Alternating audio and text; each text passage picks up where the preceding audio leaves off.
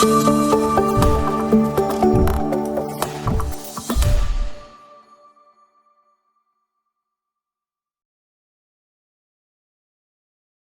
it's a pleasure to be here. You might be wondering where I am with the wood behind me. Am I in a cabin by a lake house in the bottom of an old wooden ship?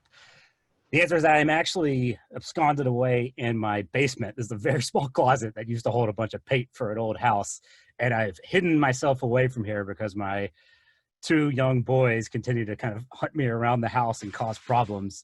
I'm actually glad that my technology even works. My 3-year-old Aaron, a little bit earlier, took my laptop and closed it and was using it as a sled throughout the house and scraping the computer. I wasn't even sure if I was going to have tech. This is the same kid that a couple of weeks ago in a presentation, not unlike this, decided to roll up behind me, pull his pants down, demonstrate that he was not fully potty trained quite yet, leave the screen, leaving behind a bit of biohazard that proceeded to stay there on screen for the duration of the talk without anyone in the audience actually warning me or telling me about this situation. So rule number one, if anything like that happens here, I need to get some jazz hands or something like that so that I know how to pivot. So it's true, I'm here to talk about telework, ostensibly about telework policies at the statewide level. I will warn you or perhaps reassure you that what I'm not going to do is actually release some model telework policy and just read through it.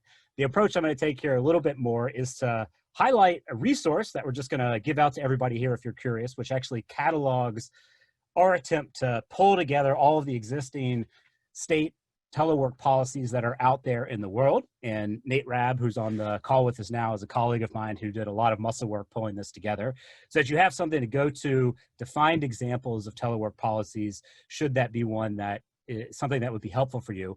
And instead what I'm gonna do is I'm actually gonna step back a little bit to ask some questions about the purpose of telework and how that informs the kinds of components that need to go into a telework policy, as well as highlighting a number of places where we have some research suggesting about how to have best practices in telework, but also places where we're really on a frontier where we don't know a whole lot about how to optimally design these features. So I'm gonna shift over now to sharing my screen, if I can do this successfully.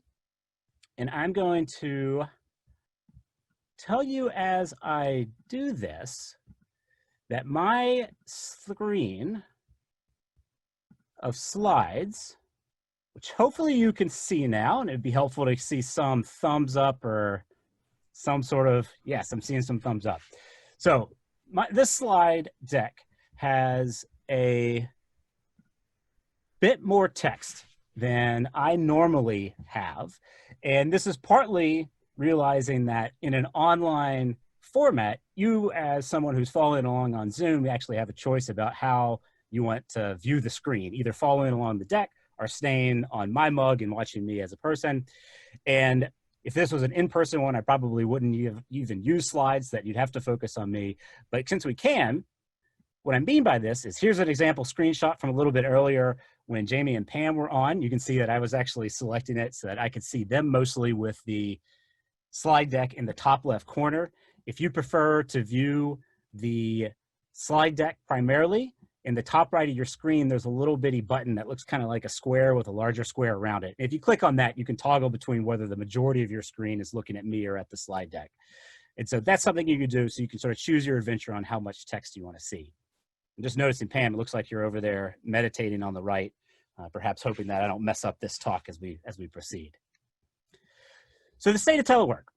Obviously, with COVID hitting, things have gotten dramatically shifted here.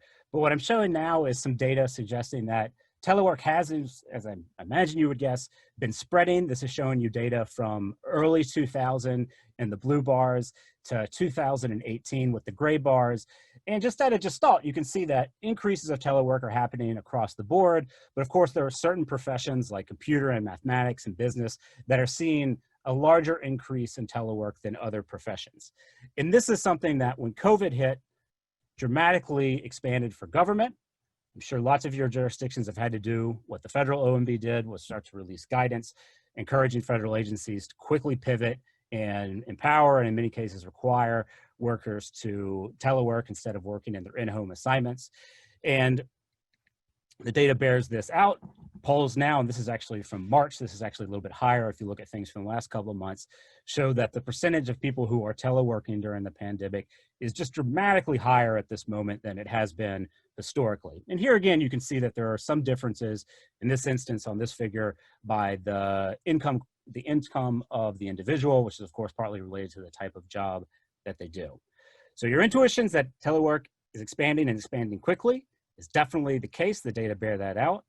What I would note here, though, is if you're thinking the changes that have happened now are clearly going to lock in and just continue to accelerate at the same rate, that might be the case, but predictions about telework have been wrong and wrong and wrong many, many different times over the past 30 years. And so I'm showing you here some screenshots in the 70s when personal computers were coming out, where right off the bat, people were predicting that there were going to be really dramatic shifts in telework. These figures on the right on these little node looking things was a suggestion that even before people had internet access, companies might start to build satellites around that people would go to rather than the main office. And so the use of telework has continued to expand, and it looks like it's going to continue to expand, and pandemic's likely going to accelerate that. But I'm a little personally humble about predicting just how quickly it's going to continue to happen. I think there's some open questions about whether people might return to more traditional work environments as the pandemic subsides.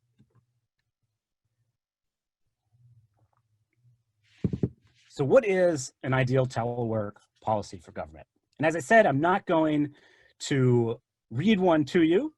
And instead, whenever I share out the deck on this after the talk, there's a document that's going to be leaked into it that I'm showing you a screenshot of here, which is a row by row, state by state hyperlinking to their existing state telework policy if they have one. If they don't, searching around and finding an exemplar agency in that jurisdiction to make it available. And part of the logic on this is just to have a menu of options that you could look around through if you're looking for some inspiration on how you might design your own telework policy.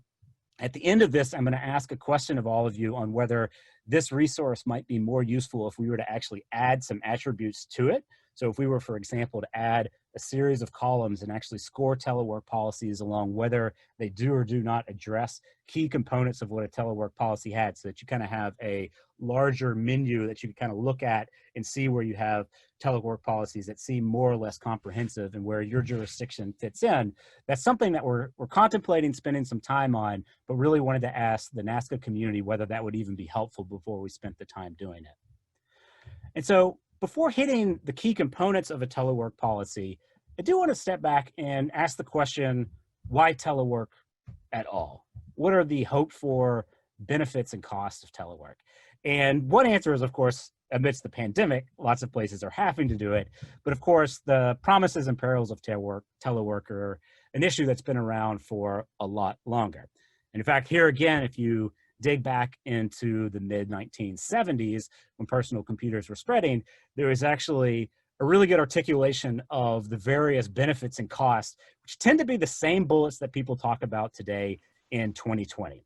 And so the table in front of you splits those benefits and costs by levels of the employee, the employer, and for the planet itself, and include, to begin with, the employee, hope for benefits in terms of saving transportation cost and time, so not having to have that gnarly commute into the office, as well as hope for indirect savings that come from more flexibility for that individual and being able to work when they want and where they want, perhaps with more focus and less distraction of the office, as well as a hope for benefit for better managing work-life balance, depending on how you want to kind of define that.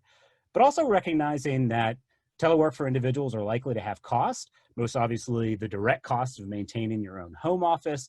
There's some concerns about indirect cost of being more isolated from your colleagues, perhaps missing out of those touch points with your supervisors that lead to more likely having a promotion, as well as, here again, work-life balance coming in to where the indirect cost of having your kids, let's say if they like to turn your computer into a sled, there can be downsides to being around the family as well. And then for the employer, a number of hoped-for benefits, beginning with hoping it is in fact true that employees work better in a telework environment. So perhaps you do see higher productivity, perhaps you have less turnover, perhaps you have better ability to recruit individuals because you're playing into a preferred lifestyle. Perhaps that added flexibility also means that you're less likely to see absences for work because someone can sort of flexibly adjust on a 30-minute errand that they need to run rather than having to take the entire day off. And there are hoped for benefits for the organization in terms of continuity of operations. If you're able to go into a telework environment quickly, then if, say, a pandemic were to hit and you are able to do that quickly, your operations would be able to persist unabated. And in fact, this is where even a national catastrophe of the sort accelerating these conversations about telework. COVID-19 is not the first time this has happened in even the last 20 years.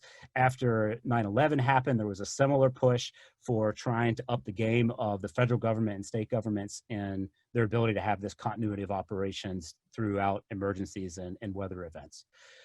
On the con side, though, for employers, there are potentially costs associated with having to sort of deck out the equipment for your employees, figuring out the security features of how they store their various files and communicate. There could be loss of proprietary information if those security breaches actually occur, and concerns about losing kind of a direct line of sight of supervision into your employees. So worries about employees potentially shirking from the job if they're not there in front of you. And then finally, a loss of concern about the potential deterioration of innovation, this kind of intuition that you need to have a lot of face-to-face interactions in order to let the creative juices fly or spark. And if you don't have that in person, you could lose some of that innovative edges. And then this third environmental level category is kind of a general hope that if people are in fact transporting themselves less to work, then the wear and tear on roads, the pollution associated with automobiles would be good for Mother Nature as well. And so these are some of the hypothesized benefits and cost of telework. And I want to pivot into assessing what the evidence is starting to bear out on these different features. And as a pit stop on the way to do that, let me at first just make it explicit the types of ways that researchers even learn what telework best practices exist. There's a variety of methods here, but let me just hit three. The first, and perhaps the one that you see most commonly, is just asking people by surveys how it is that they feel telework is servicing them well or not. And so the Federal Office of Personnel Management, for instance, has a telework satisfaction survey. Many states and local governments have something similar where they just check in and ask about employees' morale. They maybe ask supervisors whether they think performance is improving or decreasing, and they roll with the self-reported answers that individuals give. And these types of surveys can be relatively cheaper and simpler to do. A downside, of course, is that people might not have as good of insight into really how they are or not being affected by telework. And so additional methods include trying to actually compare individuals who are teleworking versus those who are not. And perhaps you're surveying them, asking them their own opinion, but a benefit of this method is you can start to also introduce more objective measures potentially. So if it's a call center, say, are they clocking more calls? Are there higher quality written reports that are coming out? And in these match controls, what they try to do is have a group that's teleworking compared against a group that's not, that's as similar as you can possibly make it, with one exception of whether they telework or not. What's tricky about this, though, in most studies that use these type of methods, is that the sort of person who teleworks does tend to be different than the sort of person who doesn't. And so any differences that you see in something like performance, it could be caused by the telework, but it could just as likely be caused by some underlying difference about the sort of person who does telework. Obvious example of this would be many telework policies require a supervisor to approve that employee teleworking at all, which right away might mean that supervisors decline requests from those employees that are having the most problematic performance. And so that could cause there to be sort of a misleading difference that makes telework look like it's more effective than it really is. And so one way to get around that, and the last method I'll show, is to run an actual randomized experiment. And so this is what, for instance, the Food and Drug Administration has drug companies do to learn whether aspirin cures your headaches, is take a group of employees and sort of flip a coin. And if it's heads, assign them to telework. And if it's tails, have them not telework. And that coin flipping assures that those two groups on average are going to be about exactly the same on anything you look at. So The likelihood of your better employees being in the heads and tails group are about the same. The age of the employees would be about the same in the heads and tails group. And what that means is it gives you a nice comparison that if you see any difference, you can be sure that it's caused by the one and only thing you controlled to be different, namely whether a person is teleworking or not. And so these are some of the primary methods that researchers use to try to investigate how to make telework work better, to understand how well it does work and what some of the limiting conditions might be. And as I pivot into some of what we have learned, probably the first thing I need to note is actually just a warning that this literature is quite mixed and it can be difficult to interpret. And there's also just not as much of it as you might think, especially in this moment when there's so much gnashing of teeth about what to do in telework, quickly do it. You might think that there's just an enormous amount of research on this. And I would submit that there's probably not as much as you think. And when you try to wade into it, some of the problems you immediately run into include, for example, a lot of variation in things like how researchers are even defining what telework is. Is it being completely at home all the time? Does it count as telework if you just go out in the afternoon for a couple of hours and work at the local coffee shop? There's a lot of difference in outcomes measured, self-reported measures, looking at some sort of output like reports. Those types of things can vary quite a bit. The types of workers who are being studied can vary a lot. Sometimes it's knowledge workers, sometimes it's people doing more physical things, sometimes it's younger folks, older folks. The type of work, similarly, can be very, very different. And finally, the flexibility of the hours is another variable that can vary quite a bit. So it's one thing to be able to go work from your house, but have to clock in exactly from 9 to 5. It's really a different proposition if I say you can work from home and you can do it at whatever time you want. And so because of all of those differences, there's sort of patterns in what we find that can be difficult to know how to interpret it in a more sort of clear way that would be applicable to everyone. Another common issue that I alluded to a moment ago is that telework is often studied in a way that doesn't adequately account for the fact that in many cases, who is allowed to telework receives formal supervisor approval, which right off the bat means that group of individuals could be quite different than the comparison group who's not teleworking as a function of how much the supervisor is supporting them in teleworking or not. And then finally, this COVID-19 moment truly is unlike any situation that has been studied in the research projects that we were looking at. And so a concept like whether working from home is more socially isolating than working in the office, it's a very different proposition if we're talking about working at home 2 or 3 times a week, still being able to have backyard barbecues and so on, versus what many people are experiencing now, being alone for days or weeks on end and not having any social outlet and not having any physical touch points with their employees. And so with all of these caveats in mind, let me pivot into going back to this hypothesized benefits and costs. I'm going to pick out a couple of them and give you some top line results that I think we can see from the literature, even though it's a little bit messy. And I'll begin with some of the employer concerns. First, hope for boost in productivity, retention, and ability to recruit.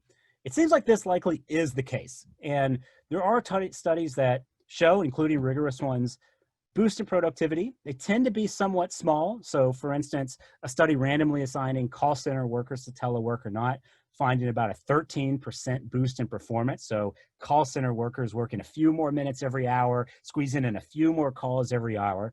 So it's there, it's not huge, but a slight boost in productivity, and certainly a lot higher self-reported satisfaction. Employees like the ability to telework is something that gets commonly reported. A couple of caveats here. Again, let me remind you of that confound with the type of person who's allowed to telework. There is a little bit of limitation on evidence one way or the other on whether employees are actually more likely to accept a job or stay in a job if they telework. Certainly, if you ask candidates, they say that that's key, but there haven't actually been many studies validating that in terms of objective acceptances of offer or turnover. And there could be some boundary conditions in this. And so there's one study, for instance, that found boost in productivity from teleworking that started to actually taper off and go down if the days of work started to go too far beyond 3 days.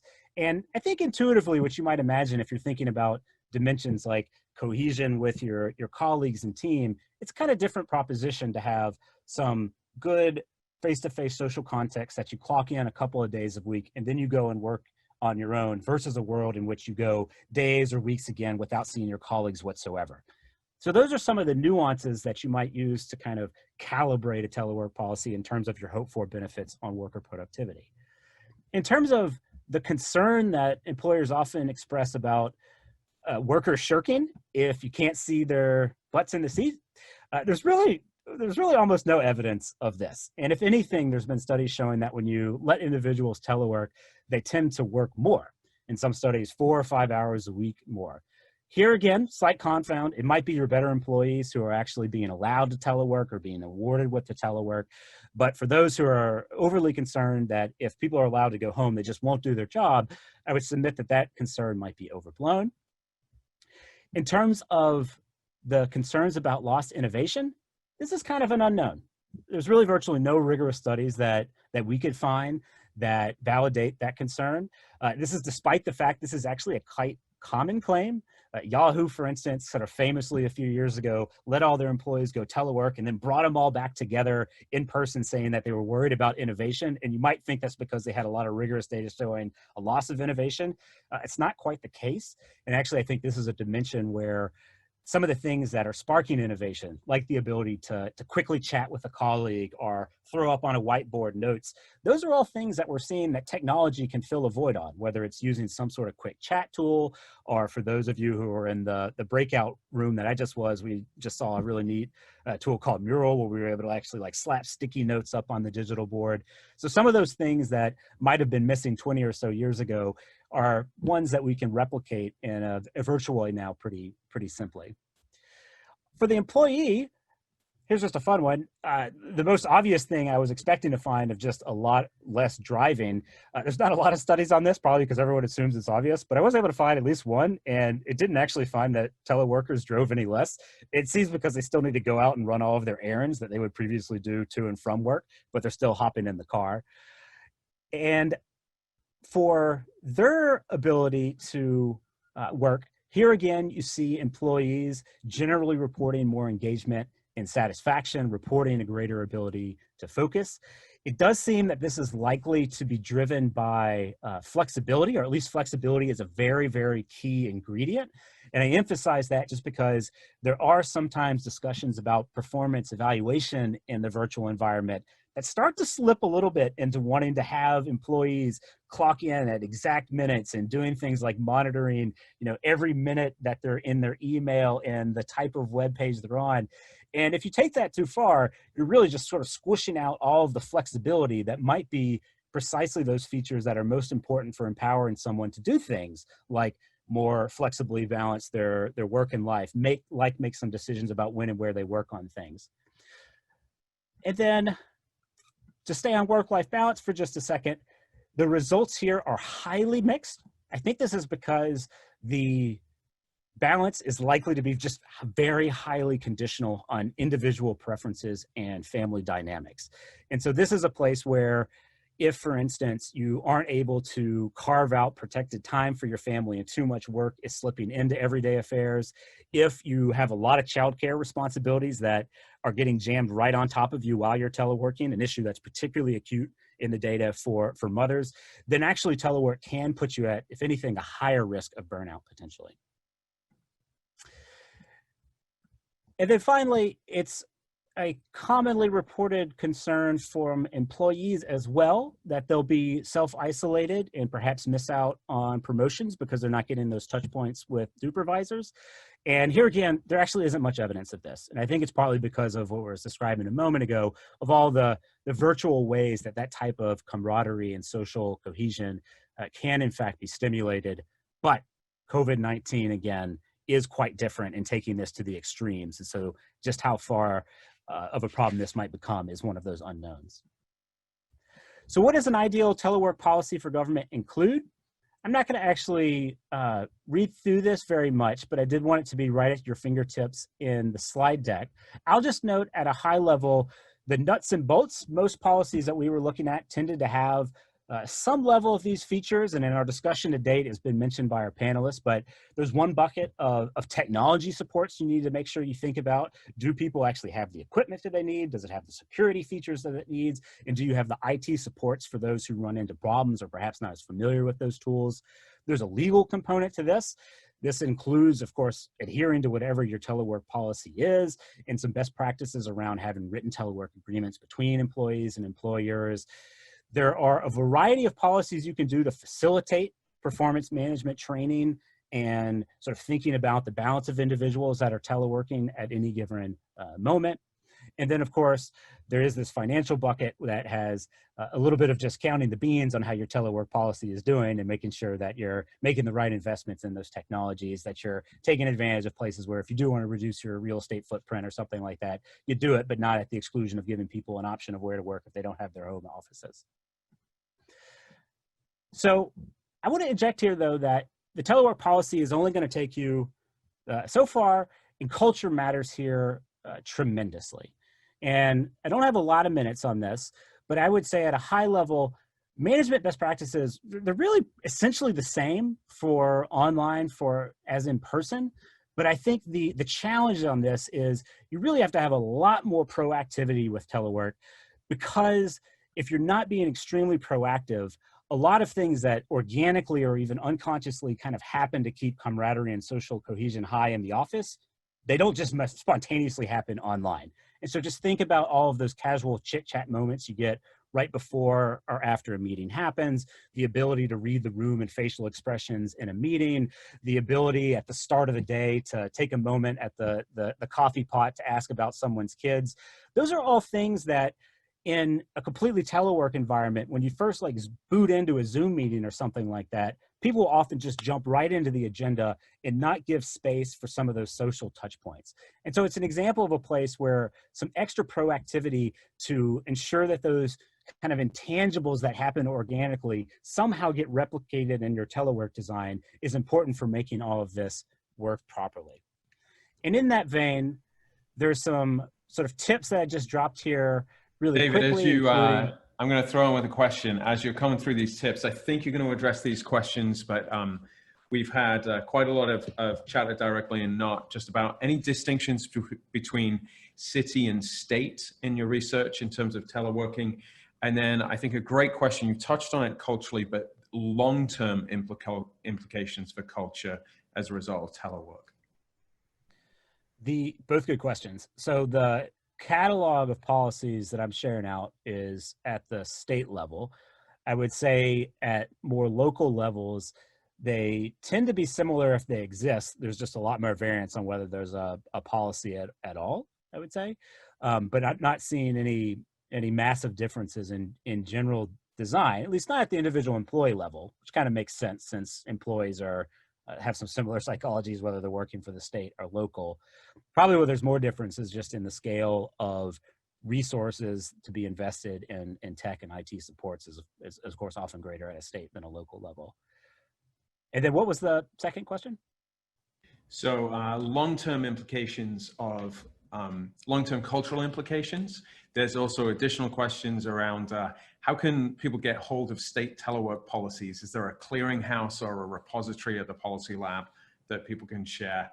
So how do we see each other's homework, I think is that question. And then anything on, and maybe I'm projecting here because I would relate to this question, anything around mental health on staff as a result of telework? So thanks for asking that second one. The spreadsheet that we just have as a Google Doc now that I'll share with the slide deck and invite anyone to look at is in fact a compilation of state policies. And so that's the resource for that, and would be very excited to get feedback on if it's helpful or not, or you want to see additional things added to it. And on mental health, I'm not seeing anything super specific to telework per se in this COVID moment that would take priority over the larger discussions about mental health just writ large and the amount of social isolation and anxiety that's occurring in this moment. I think the way I would interpret that is to kind of go back on my prior point about how you need to be extremely proactive in a telework situation in the best of situations to ensure that camaraderie and social cohesion is there. The importance of that is just tenfold during COVID-19, just because of all the additional stressors that a person has in their life right now. And I'm actually going to just kind of pause, and the time is running down. I know we started just a little late, but I would prefer to spend a minute or two on any other last questions. I'll maybe skip one thing and just throw up a shameless ask my own on a discussion, that if you are interested in talking more about the optimal design of telework, including as it scales and expands as quickly as it is during COVID, there are lots of questions that as a field, we just really don't know how to optimize this. And so one of the things that Nate and I and some of our colleagues are thinking about is whether it might be helpful to just bring a very small group together to talk about some of these issues, that if we can answer some of the questions would be helpful, but only want to go on that journey if there are some real practitioners that want to do it. But I think I'll stop there. I know we don't have much time left.